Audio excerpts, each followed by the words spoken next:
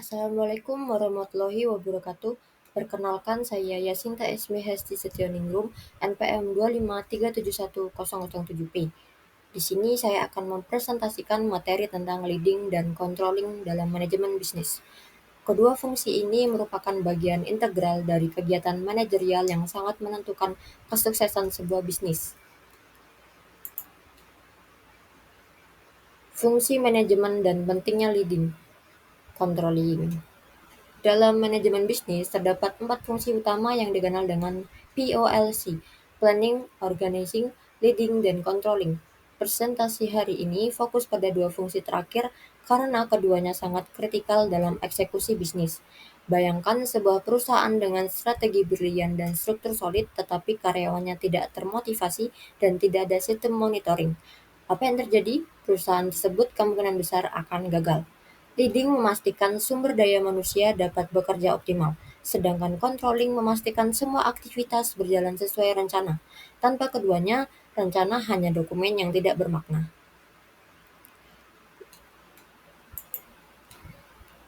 Leading. Leading adalah seni dan ilmu untuk mempengaruhi, mengarahkan, memotivasi, dan memberdayakan sumber daya manusia dalam organisasi untuk mencapai tujuan bisnis. Leading mencakup beberapa aktivitas kunci. Pertama, motivating, memberikan dorongan melalui insentif, recognition, atau career development. Kedua, communicating, menyampaikan visi bisnis dan ekspektasi dengan jelas. Ketiga, influencing, mempengaruhi sikap agar selaras dengan budaya perusahaan. Keempat, team building, membangun tim yang solid dan high performing. Dan kelima, conflict resolution, mengelola konflik secara konstruktif dalam dunia bisnis yang kompetitif. Leading bukan sekedar memberi perintah, tetapi menciptakan environment di mana setiap anggota tim berkontribusi maksimal.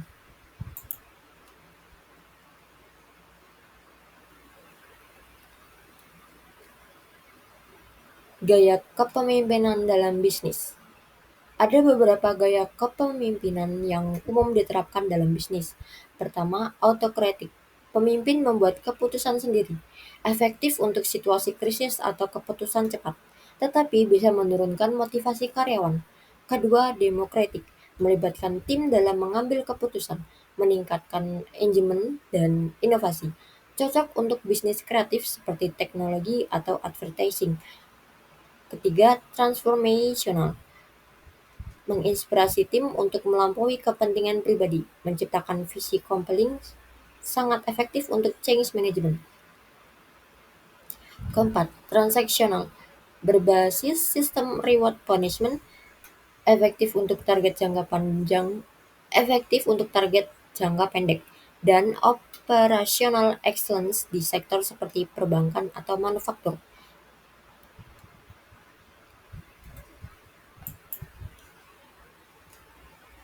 Motivasi dan komunikasi dalam leading. Dua aspek terpenting dalam leading adalah motivasi dan komunikasi. Untuk motivasi, kita perlu memahami Maslow's hierarchy of needs dalam konteks bisnis. Dari physiological needs melalui gaji memadai, safety needs lewat job security, social needs melalui teamwork, esteem needs lewat recognition, hingga self-actualization melalui challenging work dan career growth. Untuk komunikasi efektif, pemimpin harus mahir dalam formal communication lewat meeting dan report, informal communication untuk membangun raport, downward communication untuk instruksi, upward communication untuk mendengar feedback, dan horizontal communication untuk koordinasi antar departemen. Di era digital, pemimpin juga harus menguasai komunikasi melalui email, chat tools, video conference, dan sosial media internal. Over communication is better than under communication dalam bisnis. Controlling.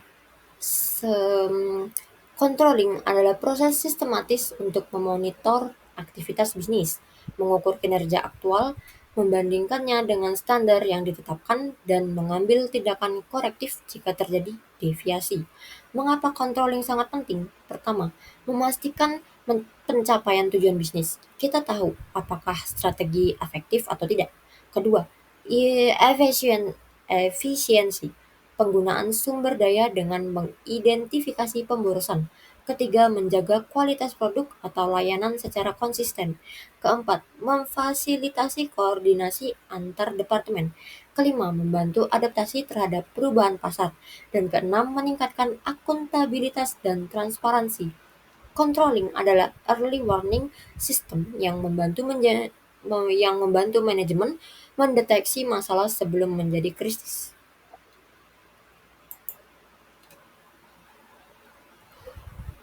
Proses controlling terdiri dari 4 langkah yang berkelanjutan. Langkah pertama, establishing standards. Menetapkan standar kinerja yang SMART, specific, measurable, achievable, relevant, dan time-bound. Contohnya, target penjualan 500 unit per bulan atau customer satisfaction score minimal 4,5 dari 5. Langkah kedua, measuring actual performance.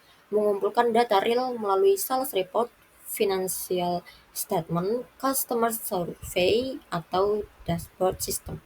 Kunci di tahap ini adalah akurasi dan timeliness data.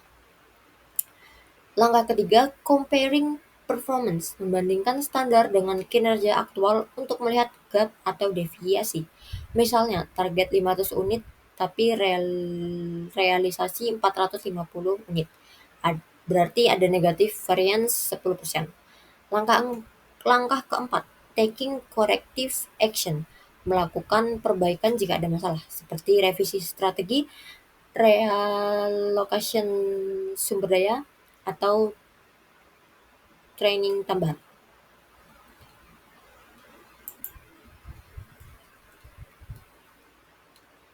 Tipe-tipe controlling. Ada 3 tipe controlling berdasarkan timing pelaksanaannya.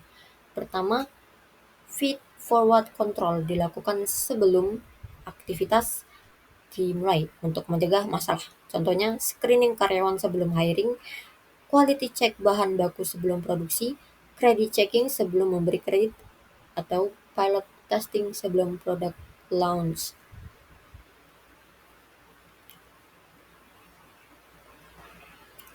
Kedua, concurrent control dilakukan selama proses berlangsung untuk memonitoring real time. Contoh, supervisor mengawasi produksi, call monitoring dalam customer service, real time dashboard sales, atau GPS tracking armada delivery.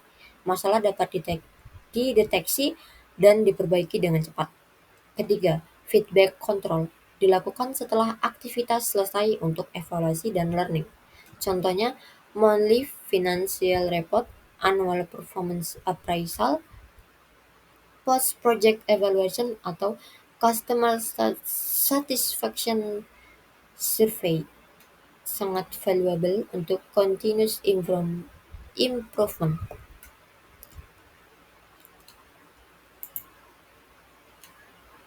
Tools controlling dalam bisnis. Dalam praktek bisnis ada berbagai tools controlling yang umum digunakan. Budget, yaitu rencana keuangan yang mengalokasikan sumber daya dibandingkan dengan actual spending setiap bulan untuk melihat variance. Financial ratio analysis, mengukur kesehatan finansial melalui liquidity ratios, profitability ratios, efficiency ratios, dan leverage ratios untuk mendeteksi red flags. Balance scorecard, mengukur kinerja dari 4 perspektif. Yang pertama, finansial, customer, internal process, dan learning and growth untuk gambaran komprehensif. Lalu, Key Performance Indicators atau KPI, yaitu matriks paling penting untuk mengukur pencapaian strategik objektif, fokus pada 5 sampai 7 KPI yang truly critical. Manajemen Information System, yaitu sistem digital seperti ERP, CRM, atau BI tools yang memberikan real-time analytics dan reporting otomatis. Hubungan leading dan controlling. Bagaimana hubungan antara leading dan controlling? Keduanya adalah dua sisi mata uang yang tidak bisa dipisahkan dan saling memperkuat. Leading tanpa controlling ibarat mengemudi tanpa dashboard. Tim termotivasi tapi tidak tahu apakah effort menghasilkan results yang diinginkan. Sebaliknya, controlling tanpa leading ibarat punya data sempurna tapi tidak ada yang menggerakkan organisasi. Ada contohnya.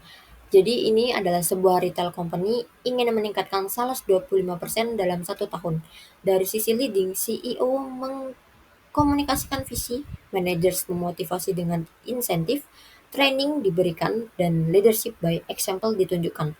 Dari sisi controlling, monthly sales di-track, dashboard real-time dipantau, variance analysis dilakukan, customer feedback dikumpulkan, dan corrective actions diambil.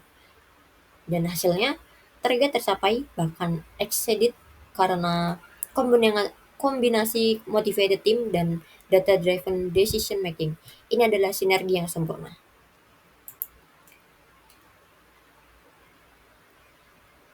Leading dan controlling di era digital. Di era digital, transformation baik leading maupun controlling mengalami evolusi signifikan. Untuk leading, remote leadership menjadi normal dan disparate teams. Digital tools seperti Slack, Teams, atau Zoom menjadi medium utama. Virtual team building dan online engagement programs dikembangkan. AI-powered coaching tools membantu personalized development. Social media internal meningkatkan transparansi dan two-way communication. Untuk controlling, real-time analytics dan AI-powered predictive analytics mengubah cara monitoring. IoT IoT sensors memberikan data operasional continuous. Blockchain meningkatkan transparansi. RPA mengotomasi reporting rutin. Big data analytics mengungkap insight yang sebelumnya hidden atau tersembunyi. Pemimpin bisnis modern harus tech-savvy dan mampu leveraging teknologi untuk leading dan controlling yang lebih efektif.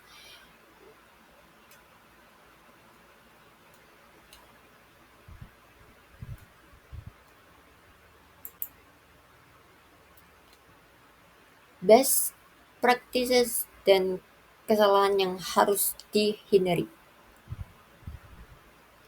Apa yang harus dilakukan dan kesalahan yang harus dihindari. Best practices atau apa yang harus dilakukan untuk leading. Pertama, walk the talk sebagai role model. Communicate vision repeatedly. Komunikasi yang terus-menerus. Empower tim dengan autonomi.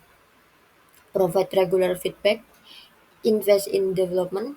Celebrate wins. Dan lead with empathy. Dan best practices untuk controlling, fokus on leading indicators yang prediktif. Automate routine reporting. Use exception reporting untuk highlight significant variances. Balance quantitative dan qualitative measures. Dan use control untuk learning bukan blaming. Kesalahan yang harus dihindari. Micromanagement yang membunuh kreativitas. Measuring untuk many things sehingga lose focus. Using control untuk blame atau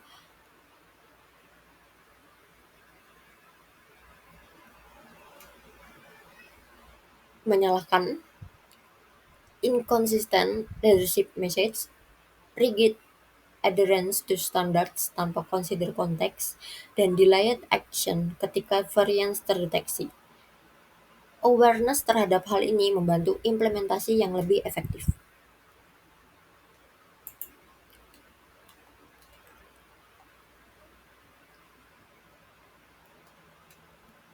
Jadi, leading dan controlling adalah dua fungsi manajemen yang saling melengkapi.